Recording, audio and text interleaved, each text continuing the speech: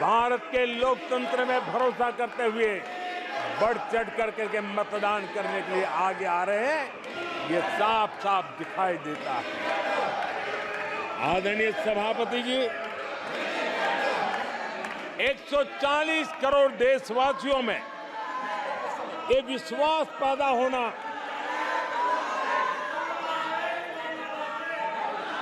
ये उम्मीद और जब विश्वास जगता है तो विकास का वो ड्राइविंग फोर्स बन जाता है। इस विश्वास ने विकास का ड्राइविंग फोर्स का काम किया है। आदरणीय सभापति जी, ये विश्वास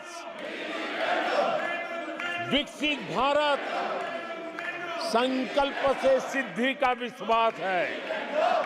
आदरणीय सभापति जी, जब आजादी का जंग चल रहा था और जो भाव देश में था, जो जोश था, उत्साह था, उमंग था, जो विश्वास था कि आजादी लेके रहेंगे, आज देश के कोटि कोटि जनों में वो विश्वास पैदा हुआ है, जिस विश्वास के कारण आज विकसित भारत होना एक प्रकार से उसकी मजबूत नींव इस चुनाव में शिलान्यास हो चुका है। जो ललक आजादी के आंदोलन में थी, वही ललक विकसित भारत के इस सपने को साकार करने में है।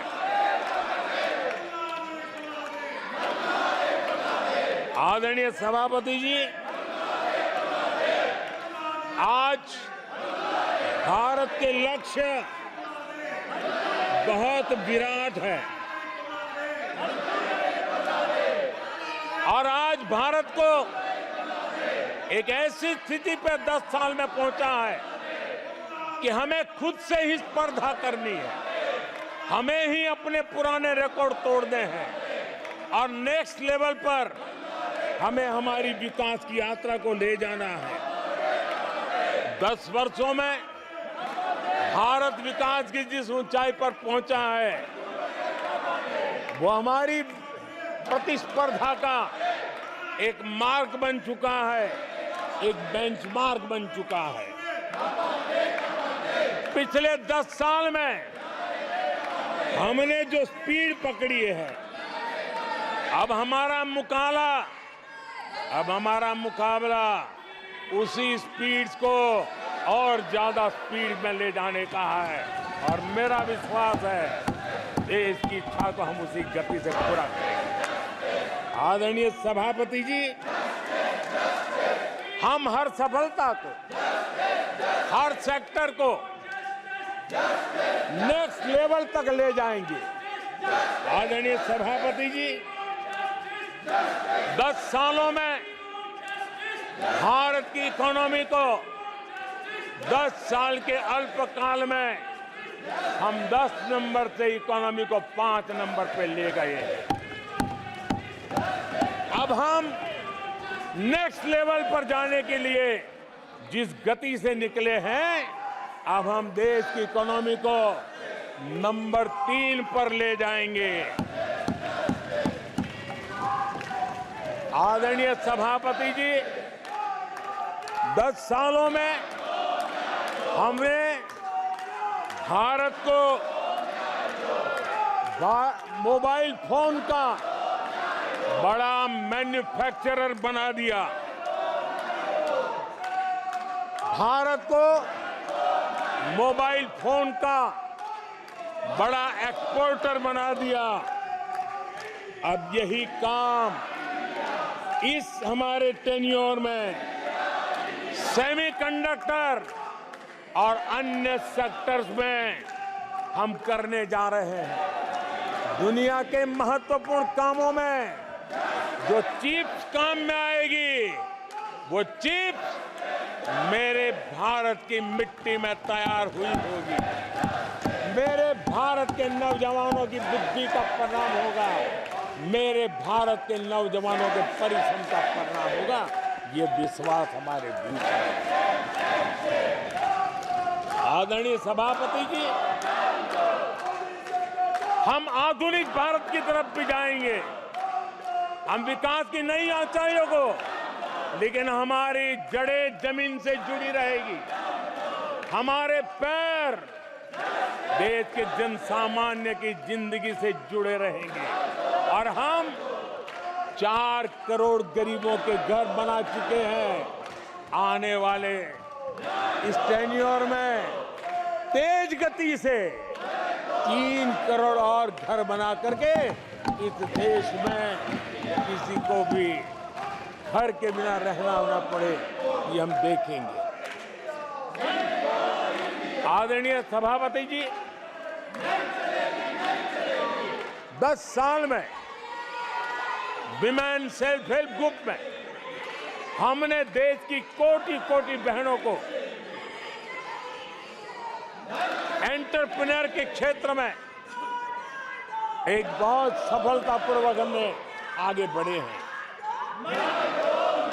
अब हमने उसको नेक्स्ट लेवल पे ले जाने वाले हैं।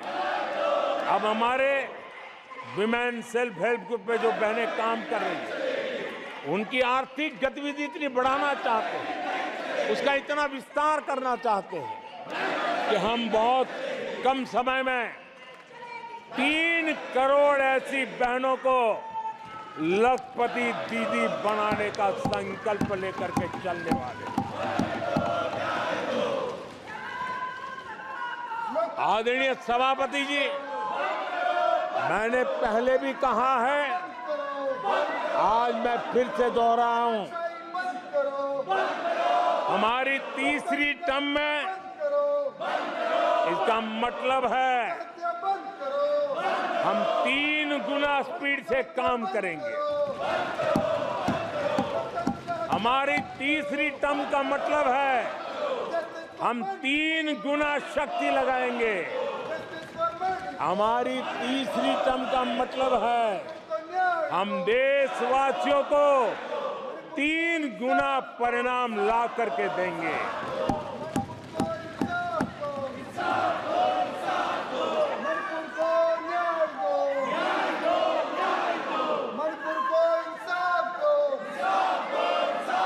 अपने सदस्यगणों, नेता प्रतिपक्ष माननीय सदस्य, मैंने सबको मौका दिया, आपने 90 मिनट बोला, ये संसद में तरीका ठीक नहीं है।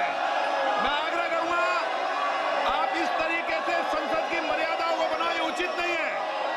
आप जाइए बेल में से, बैठिए। आपको पर्याप्त समय, पर्याप्त अवसर दिया, आपको 90 मिनट बोलने दिया और समय पूरा दिया, आपकी सभी सदस्यों को बोलने का अवसर दिया, लेकिन आप जब सदन के नेता बोलते हैं, जिस तरीके का व्यवहार करते हैं, ये संसदीय परंपराओं के अनुरूप नहीं है और ये इतनी बड़ी पार्टी जो लेकर आप चल रहे हो, उसकी परंपराओं के अनुरूप भी नहीं है। ये 5 साल ऐसे चलने वाला नहीं है। माननीय प्रधानमंत्री जी। आदरणीय सभापति जी,